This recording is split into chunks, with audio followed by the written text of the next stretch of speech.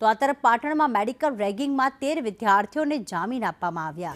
150 દિવસ બાદ વિદ્યાર્થીઓનો જેલમાંથી છુટકારો થયો છે। 2 વિદ્યાર્થીઓએ હજુ જેલવાસ ભોગવવો પડશે।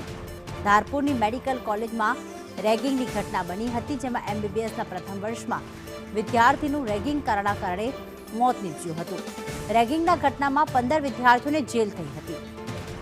યશવંત અમારી સાથે જોડાઈ ગયા છે। યશવંત, 13 વિદ્યાર્થીને જામીન મળ્યા છે, પરંતુ 2 ને હજી જેલવાસ ભોગવવું પડશે। આ ઘટનામાં શું વધુ અપડેટ? પ્રીતિ, જે રીતના 150 દિવસ પહેલા પાટણની ધારપુર મેડિકલ કોલેજના અંદર જે પ્રથમ વર્ષનો છાત્ર હતો, જેના કારણે MBBSના જ વિદ્યાર્થીઓએ રેગિંગ કર્યું હતું ને તેનું મોત થયું હતું, તે મોતનો પણ આજે ક્યાંક ને ક્યાંક PM રિપોર્ટ સામે આવી રહ્યો છે ને તે મોતનો જે રિપોર્ટ છે તેના અંદર જે હાર્ટ એટેકના અંદર જે પેનલ ડોક્ટરો હતા તેમના પેનલ ડોક્ટરોનું કહેવું છે કે જે વિદ્યાર્થીનું મોત છે તે સતત ટોર્ચરથી થયું હોય તેવું સામે આવી રહ્યું છે। મતલબ કે જે રીતના રેગિંગ કરવામાં આવ્યો હતો અને 2 કલાક જેટલા સમય સુધી જે વિદ્યાર્થી હતો તે વિદ્યાર્થીને 90 અંશની ડિગ્રી સાથે તેને રાખીને તેને ટોર્ચર કરવામાં આવ્યું હતું, તેના કારણે તેનું મોત થયું હોઈ શકે છે તેવી શંકા અત્યારે જઈ રહી છે।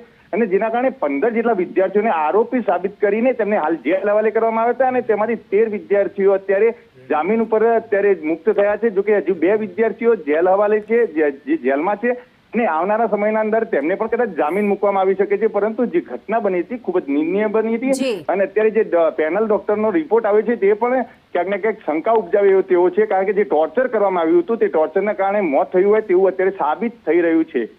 આભાર યશવંત તમામ માહિતી માટે।